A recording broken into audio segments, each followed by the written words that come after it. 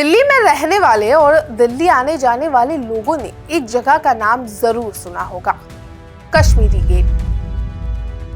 Kashmiri gate का ये Delhi metro station एक बहुत बड़ा स्टेशन है। इसके अलावा बहुत सारे लोग कश्मीरी गेट को आईएसबीटी या फिर कश्मीरी गेट बस अड्डे और भीड़ भाड़ वाले इलाके के तौर पर भी जानते ही होंगे। लेकिन इसी कश्मीरी गेट के पीछे एक ऐसा डार्क चैप्टर बंद है जिसे जानकर आप हैरान रह जाएंगे। ये गेट जो आज चुपचाप खड़ा है, एक भयानक तूफान का गवाह रहा है।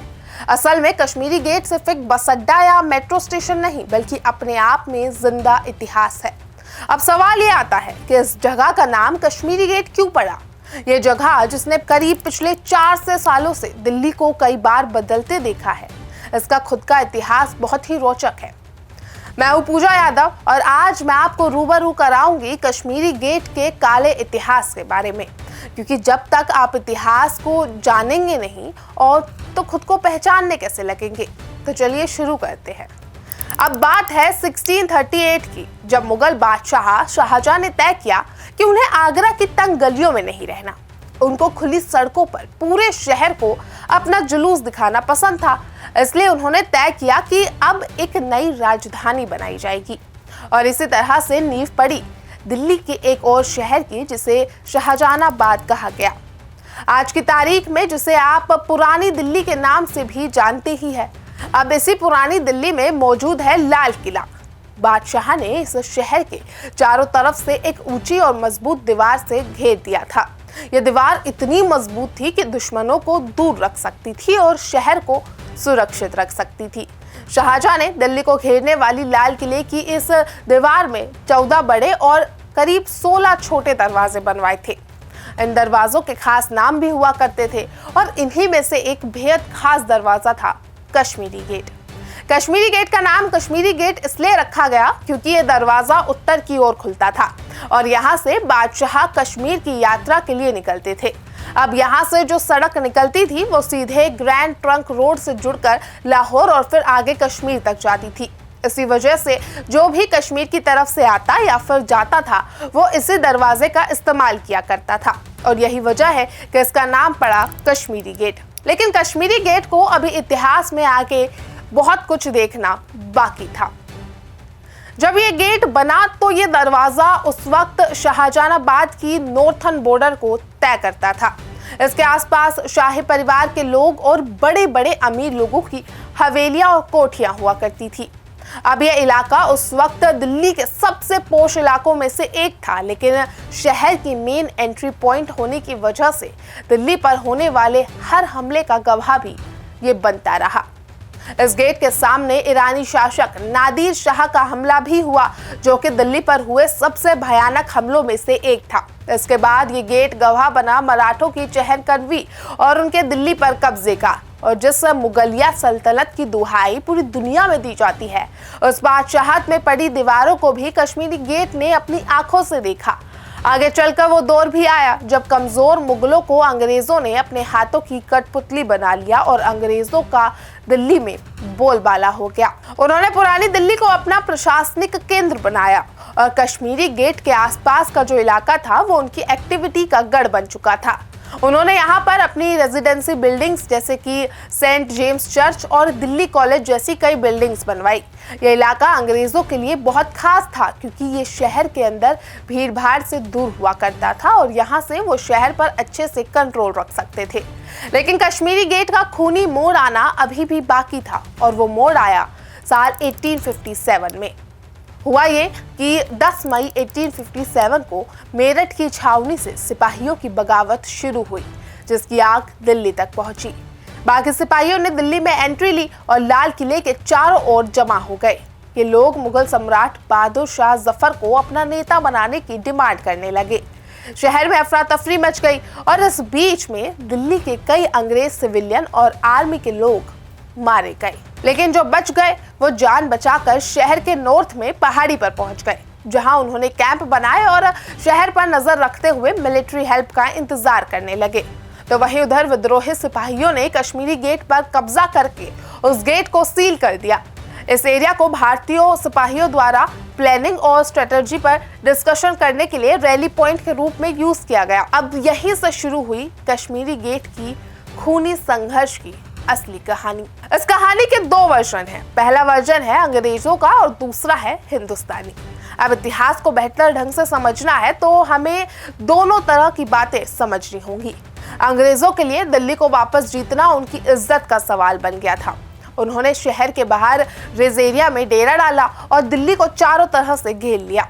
उनका सबसे बड़ा निशाना और रुकावट थी शहर की मोटी दीवारें और मजबूत दरवाजे, खासतौर पर कश्मीरी गेट। अब ब्रिटिश कमांडर जानते थे कि अगर दिल्ली पर कब्जा करना है तो कश्मीरी गेट को तोड़ना ही होगा। वहीं दूसरी तरफ हिंदुस्तानी सिपाहियों के लिए ये दरवाजा उनकी आजादी और उनकी रक्षा की आखिरी दीवार और उम्मीद बनी हुई थी। वो जानते थे कि अगर ये दरवाजा टूटा तो दिल्ली हार जाएगी, इसलिए वो अपनी जान की बाजी लगाकर इस गेट की हिफाजत कर रहे थे। और इसी तरह दोनों की तरफ से पुरजोर कोशिश हो रही थी और इस कोशिश में 4 महीने तक के घेराबंदी चलती रही। फिर आखिरकार पंजाब से मदद लेकर दिल्ली पहुंचे एक अंग्रेज जनरल जिनका नाम था जॉन निकोलसन। अंग्रेजों के लिए निकोलसन किसी हीरो से कम नहीं हुआ करते थे। बहुत ही खतरनाक इंसान थे और आते ही उन्होंने अपने बिहेवियर से जो है अपना सिक्का जमा लिया था और नाम पुजवा लिया था। इसका नतीजन दिल्ली की जो कमान है संभालने वाले जनरल विल्सन को हटा दिया गया और जनरल निकोलसन को कमान सौंप दी गई। और सबसे खास बात तो ये थी कि निकोलसन अपने सीनियर विल्सन को बिल्कुल ही पसंद नहीं करते थे। उन्होंने विल्सन के बारे में ये तक लिखा था कि मैंने अपने जमाने में कई बेकार जर्नल देखे हैं, लेकिन उनके जैसा अज्ञानी, धूर्त और रुकावट डालने वाला जर्नल मुझे अभी तक कभी नहीं मिला। शहर के हालात को देखते हुए निकोलसन ने तुरंत फैसला किया कि दिल्ली पर हमला करने और शहर को फिर से अपने कब्जे में लेने का यही सही समय है। उन्होंने लिखा भी है कि खेल पूरी तरीके से हमारे हाथ में है, हमें बस एक खिलाड़ी चाहिए जो मोहरे चलाए। बुजुर्ग विल्सन को निकोलसन की बात मानने के लिए मना लिया गया और 14 सितंबर 1857 की तारीख तय की गई। अब इस तारीख में निकोलसन को हमले का नेता बनाया गया। इस हमले में कश्मीरी गेट के जरिए शहर पर हमला करने का प्लान बना। 14 सितंबर की सुबह ही अंग्रेजों ने हमला कर दिया था। इस हमले को निकोलसन ने खुद लीड किया, एक लीडर की तरह काम कर रहे थे। अब ये बहुत भयानक लड़ाई थी जो सर्द भरी सुबह से होकर कई घंटों तक चलती रही।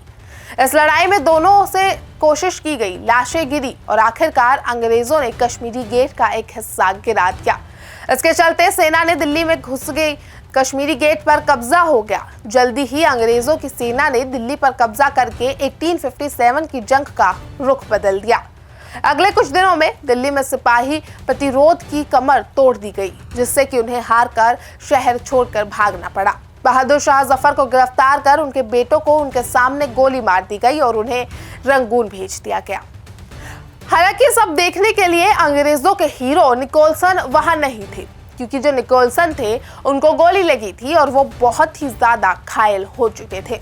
उनके घावों का इलाज के लिए उन्हें जल्द से जल्द आनन फानन में पहाड़ी की चोटी पर वापस ले जाया गया था, लेकिन वो ठीक नहीं हो पाए और कुछ ही दिनों बाद उनकी मौत हो गई।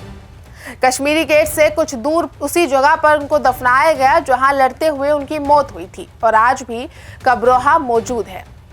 विद्रोह के बाद अंग्रेजों ने यहाँ बहुत से भारतीयों को फांसी पर भी लटकाया था। ये एक तरह अंग्रेजों का बदला था और वो दिखाना चाहते थे कि उनकी सत्ता को जो चैलेंज करेगा उसका यही हश्र होगा। कश्मीरी गेट जो कभी दिल्ली का गौरव था, इस समय पर डर और दहशत का सिंबल बन गया था।